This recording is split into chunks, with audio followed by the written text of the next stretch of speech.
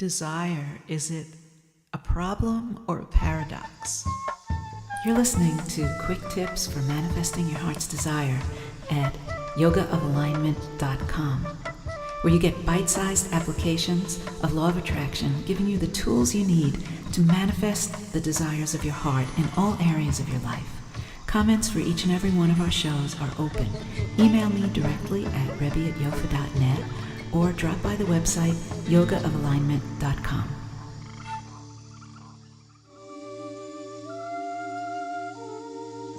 You can receive remote healing sessions to support all aspects of your life. Monthly memberships available at alignmentforhealing.com. Hey, welcome guys. Rebbe here, and we're talking about desire today because it is something that people hold in like diametrically opposed positions. You know, some people who are in the Law of Attraction world and who are listening to the Abraham Hicks teachings, and it's desire becomes the path. You know, desire is telling you what you are. It's telling you where you're headed. Your desire is your joy in life. It's your passion. It's what's moving you. It's the foundation of your inner guidance. It's your indication of your connection with Source. Your desire is an inextricable part of your makeup because we live in this universe of duality. We live in this world of contrast. And so as soon as there's something, as soon as there's some sandpaper rubbing against your skin and you know that you don't want that, you immediately know what you do want. And you immediately know that you want, and first of all, relief from the discomfort of the sandpaper on your skin. And then you realize, hey, you know what? I'd rather have velvet against my hand. So this whole issue of here we are, human beings living in this world of contrast. We're constantly in this field of birthing of desires. There's really nothing we can do about it. And so from the point of view of what Abraham teaches us, we just use that, we understand it, and we don't get caught up in this struggle with desire. We don't start fighting with our desire. We understand it as, it's like I get this image of like sort of leaping from stone to stone in a stream.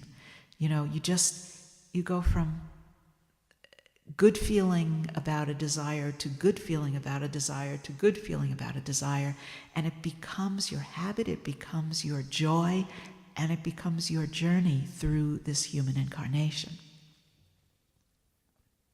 Now, I call what I do the yoga of alignment, and we've got this word yoga in there. Now, yoga is a word that comes from a completely different perspective on desire, and so we have to kind of honor that. If I'm going to be calling this yoga, we've got to acknowledge that in the yogic tradition, in the ancient wisdom of the yoga teachings,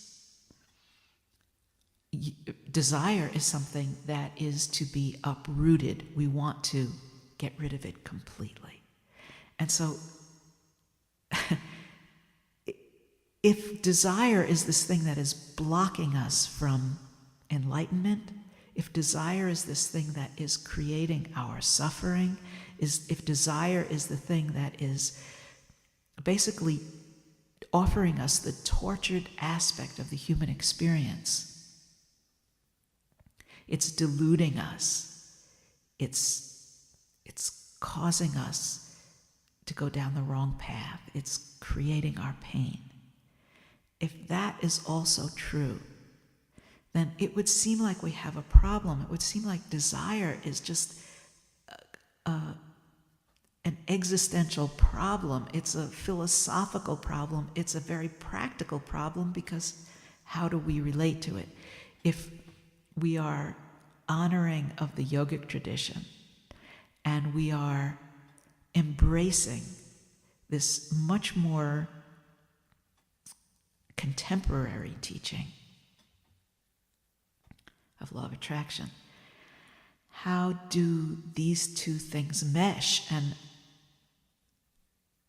how do we proceed with our lives? Like, how do we deal with it? When we have a desire and things are going well, do we say, oh yes, law of attraction, I'm in touch with my desires, I'm resonant with my desires, and when things are going bad and our desires are unfulfilled and we're feeling terrible, are we like, oh yes, I must release all desire is the cause of suffering, I must uproot all these desires? Do we just bounce back and forth like that? I don't think so.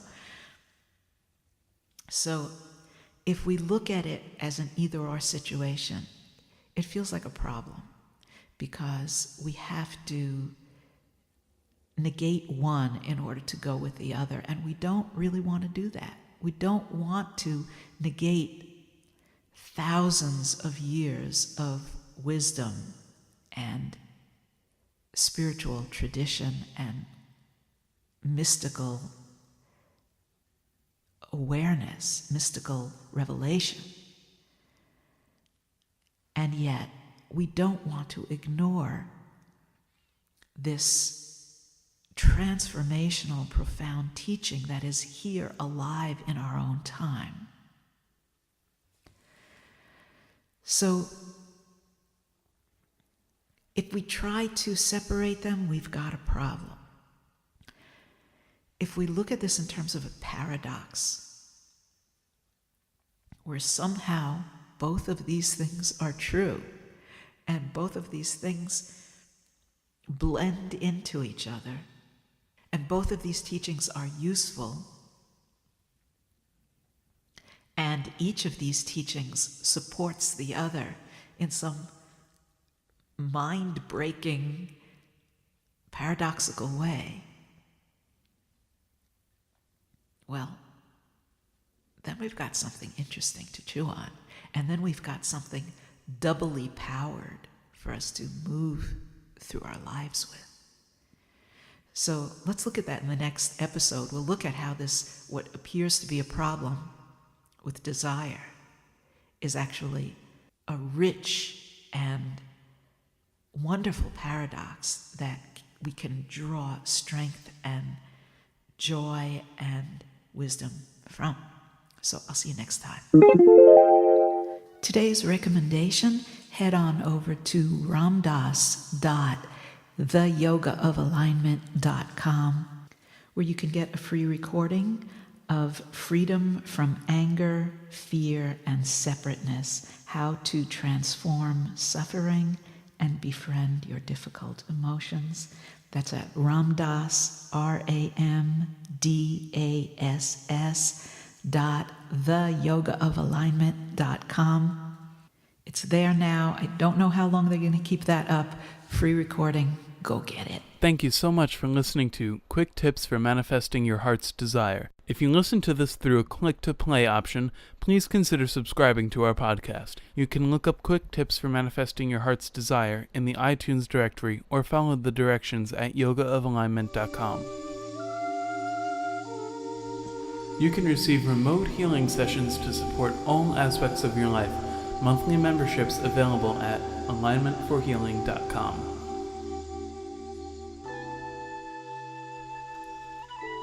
Join us next time for another bite-sized application of Law of Attraction so that you can more joyfully manifest the desires of your heart.